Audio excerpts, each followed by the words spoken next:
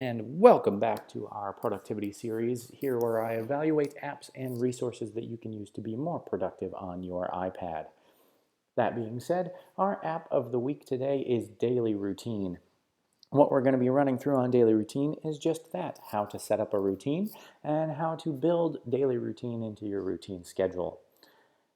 As we continue to use DailyRoutine and visit professional development and productivity apps for the iPad, please feel free to reach out or subscribe to this feed if you want any more details or information. First off, our app for today is, again, DailyRoutine. DailyRoutine is a method of mapping out exactly what you do on a day-to-day basis, literally down to the minute, so that you can very quickly and easily see what is going on in your day. It comes with some very stock routines for you, but the idea is that you can quickly and easily switch through all of the routines that you have and build in your breaks and notifications as your day goes on. It can be a little bit cumbersome to set up the first few times, but pay attention in this review and we'll walk you through how to do that the first time. When the app loads the first time, you will not be presented with this nice set of times that you see here. What you're going to do is go ahead and select a couple default calendars that you will use for your calendar to start with. First things first, again, the 3-pill notification is a menu icon, and whenever you see that in an app, you go ahead and click it to see additional settings and notifications. What you're going to see when I click on that menu is the DailyRoutine menu structure, which is based between activities and routines, as well as additional settings for backing up and importing and exporting your routines that you have on each device. Now, the first thing I'm going to do is go ahead and set up my activities. So when the app loads, it has some default activities that are in there for you.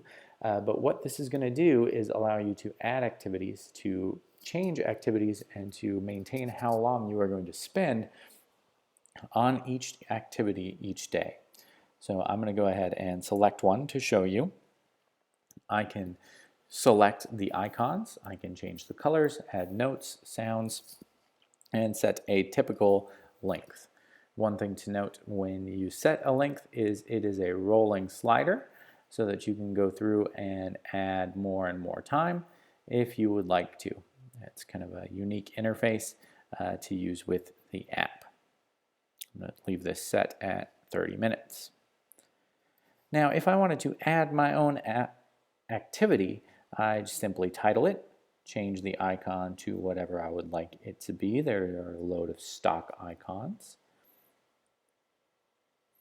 And set the typical length.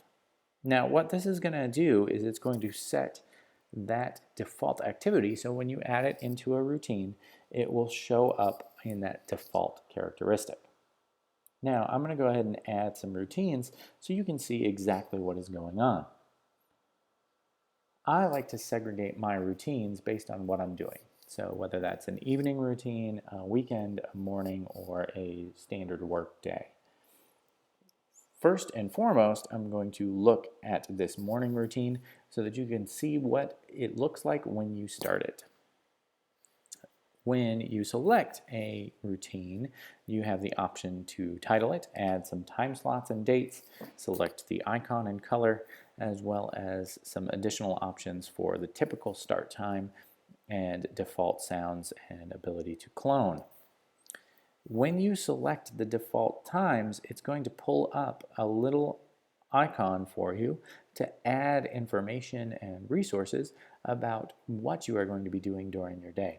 So this is my typical morning routine with a little bit of break or additional wake-up time in the morning, followed by exercise, getting dressed, eating breakfast, and having a little relaxation time before I head on to work.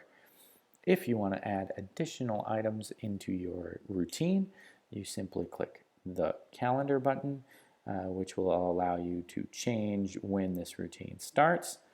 And then you can very simply add additional items into this routine as you see fit.